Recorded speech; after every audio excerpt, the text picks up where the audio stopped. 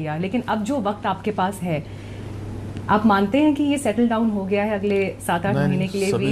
सभी लोगों और सारे सीनियर्स का आशीर्वाद है? नहीं, सारे सीनियर्स का आशीर्वाद है। मैं थोड़ा आयु उन लोगों से छोटा हूँ, वो उनका अनुभव भी ज़्यादा है, सब लोग बड़े काबिल हैं और सबका सहयोग लेकर, सबका मार्गदर्शन लेकर, आशीर्वाद लेकर, जो हमारे बड़े हैं छोटों को साथ में लेकर अच्छा काम करेंगे हम लोग।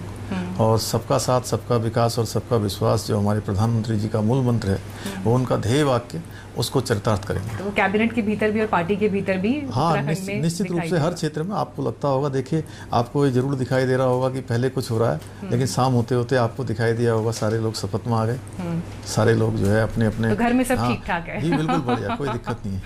अब देखिए, उत्तराखंड से आप इस वक्त यहाँ पर मौजूद है, लेकिन दिल्ली के मुख्यमंत्री वहाँ पहुँच रहे हैं और वो अपना दिल्ली मॉडल लेकर फिर उत्तराखंड के पास जा रहे हैं। और उन्होंने तो ये ट्वीट किया कि अगर मुफ्त में बिजली दिल्ली वालों को मिल सकती है तो उत्तराखंड वालों को क्यों नहीं मिल सकती।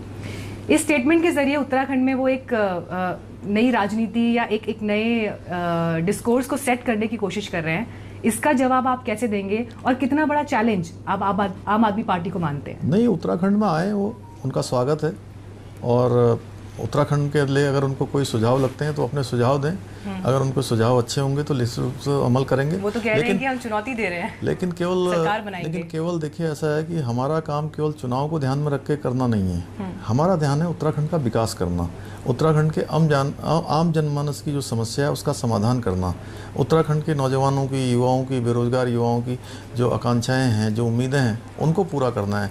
केवल चुनाव के लिए चुनाव करना या केवल विरोध के लिए विरोध करना, ये बात उनका एजेंडा हो सकता है, हमारा एजेंडा नहीं है। हमारा एजेंडा वही है, सबका साथ, सबका विकास और सबका विश्वास। पर क्या आप ये मानते हैं कि उनके आने से राज्य में चुनावी परिस्थितियां बदलेंगी?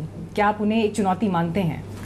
देखिए, उत्तराखंड के लोग अच्छी तरह से जानते हैं कि 2014 से जब से मोदी जी की सरकार देश के अंदर बनी है, जितना काम हुआ है, चाहे आप ऑल वेदर रोडों को देख लीजिए, भारतमाला प्रोजेक्ट से देखिए कि जो बिल्कुल आप समझ लीजिए धारचूला से आगे तक, और इधर हमारा जो है ऋषिकेश से लेकर बिल्कुल बद्रीनाथ और गंगोत्री तक के जितने मार्ग बने हैं, चाहे हमारे टनकपुर से लेकर पिथौरागढ़ का हो, चाहे हमारा जो है खटीमा से काशीपुर का हो, या हरिद्वार से लेकर जो है हमारा काशीपुर तक के मार्ग हों, नगीनाथ कोतवाली होते हुए, या देहरादून के हों, या आने वाले समय में आप देख रहे होंगे दिल्ली से देहरादून जाने वाले मार्ग हों, इतना अभूतपूर्व काम हुआ है कि भारत के इतिहास में कभी ऐसा काम नहीं हुआ, कोई सोच भी नहीं सकता था जो काम हुए हैं। तो निश्चित रूप से उत्तराखंड के लोग जानते हैं, उत्तराखंड के लोग इस केवल कोरी बातों पर नहीं आने वाले हैं कि जो केवल चुनाव के लिए आते हैं, जिनका भावनात्मक लगाव है प्रधानमंत्री जी का, मोदी जी का, वहाँ से एकदम गहरा रिश्ता है,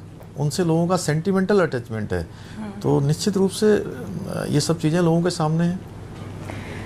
धामी जी, आपने जब कुर्सी संभाली है, इसी दौरान हमने देखा कि एक मांग सोशल मीडिया पर बड़ा जोर पकड़ती दिखाई दी, राज्य में भी उसकी आवाज़ सुनाई दी, उत्तराखंड मांगे भू कानून हैशटैग करके ये ट्रेंड बाकायदा सोशल मीडिया पर चला। आपकी भी यकीनन इस पर नज़र गई होगी।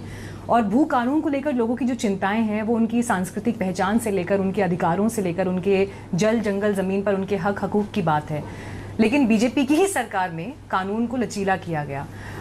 आप जब अब सत्ता में आए, इस वक्त कुर्सी पर मौजूद हैं, और इस मांग को जब आप सुनते हैं तो आप लोगों को क्या आश्वासन इस पर देंगे? क्या बीजेपी का विजन हो सकता है लोगों के लिए जल जंगल और ज़मीन को बचाने के लिए? नहीं, इस पर हम सभी लोगों से चर्चा करेंगे और ये भू कानून की बात जो आई है उसकी समीक्षा करेंगे और उसमें अगर कोई आगे ज़रूरत पड़ेगी तो काम करेंगे। पर आपको लगता है ये एक बड़ा चुनावी मुद्दा बनेगा, जिस तरह से बाकी विपक्षी दल इसको उठा रहे हैं? देखिए, चुनावी मुद्दे तो बाद में बनेंगे, अभी तो जो काम उत्तराखंड के हित में हो सकते हैं, उत्तराखंड के लिए जो ज़रूरी हैं, हम उन पर काम करेंगे। क्योंकि आप खुद खटीमा से विधायक भी हैं, और खटीमा अब एक वीवीआईपी सीट हो गई क्योंकि उसने मुख्यमंत्री उत्तराखंड को दिया है। लेकिन जो ये सीमावर्ती इलाके हैं, 5 ऐसे ज़िले हैं उत्तराखंड के जो चाइना और नेपाल बॉर्डर से लगते हैं, उन क्षेत्रों में खासतौर पर जिस तरह से आबादी घट रही है, इंसानी बस्तियां घट रही हैं, यकीनन एक ये सामरिक लिहाज से भी चैलेंजिंग विषय है।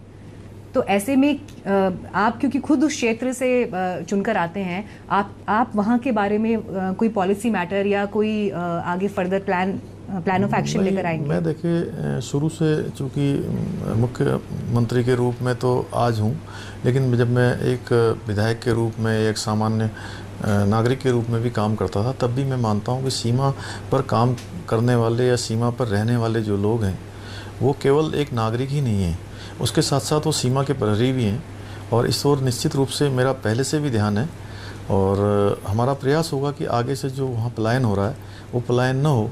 किस प्रकार से वो पलायन रुक सकता है, चाहे वो रोज़गार के माध्यम से हो या स्वरोजगार के माध्यम से हो, उस दिशा में निश्चित रूप से ठोस कदम उठाएंगे। चलिए, ये तो तमाम ज्वलंत मुद्दों की बात हुई, लेकिन मुख्यमंत्री, क्योंकि युवा मुख्यमंत्री हैं, तो मैं चाहूँगी कि आपके व्यक्तित्व का कुछ और हिस्सा भी ज़रूर दर्शकों के पास जाए।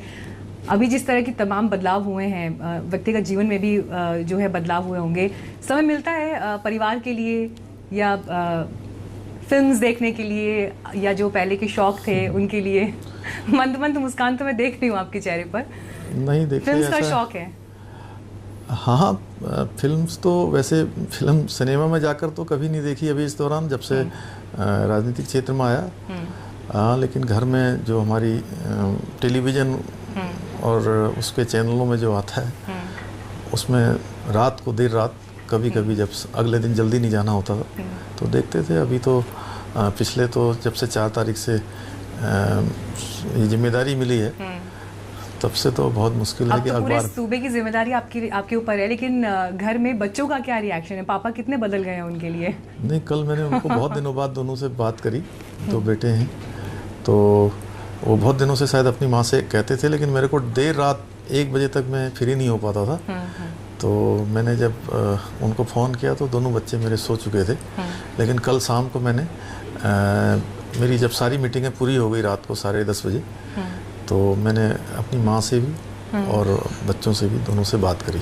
माँ का पहला रिएक्शन क्या था जब आपका नाम फाइनल हुआ इस पद के लिए? या कोई ऐसी बात जिन्होंने आपको कही हो, क्योंकि आप तो खुद सैनिक परिवार से आते हैं और ऐसे में। देखिए, मैं आपको एक बात बताऊं कि अगर मैं आज मुख्य सेवक की भूमिका में आया हूं, तो मेरी पार्टी का, मेरे विचार परिवार का, हमारे गार्जियनों का, जिन्होंने मेरा मार्गदर्शन किया है, उनका बहुत बड़ा योगदान है। साथ ही साथ में मेरे माताजी और मेरे पिताजी जो कि सैनिक थे, उनका भी बहुत, जो उन्होंने बचपन से मुझे अनुशासन सिखाया और जो समयबद्ध रहना सिखाया और कम बोलना और पूरा काम करना, ये सब मुझे विरासत में ये गुण उन्हीं लोगों से मिले हुए हैं। तो माताजी का यही था, बेटा खूब अच्छा काम करना और सबकी चिंता करना, सबका भला करना, जितना हो सकता है अपनी तरफ से अच्छा करना। चलिए, माँ के आशीर्वाद तो आपके साथ है, लेकिन अब जो समय आपके पास इस वक्त मौजूद है चुनाव से पहले, हमारी बहुत बहुत शुभकामनाएं आपको उस समय के लिए। और उत्तराखंड के लिए मैं तो यही, क्योंकि मैं खुद वहाँ से निवासी, तो मैं तो यही कहूँगी कि ज़रूर जो विकास की स्पॉटलाइट है वो आप उधर मोड़ते रहें और वहाँ के लिए आप काम करते रहें। All the best to you and thank you so much. मैं आपका धन्यवाद करता हूँ और साथ ही साथ आप सब लोगों से, जो उत्तराखंड के बाहर अभी रहते हैं, उत्तराखंड के लोग हैं, वो आएँ और उत्तराखंड के विकास में अपना योगदान दें। मैं उन सबका स्वागत करूँगा। Thank you so much sir, thank you so much आज तक से बातचीत करने के लिए और बहुत बहुत शुभकामनाएं आपको। धन्यवाद। तो उत्तराखंड के नए नवेले मुख्यमंत्री को आप आज तक पर सुन रहे थे।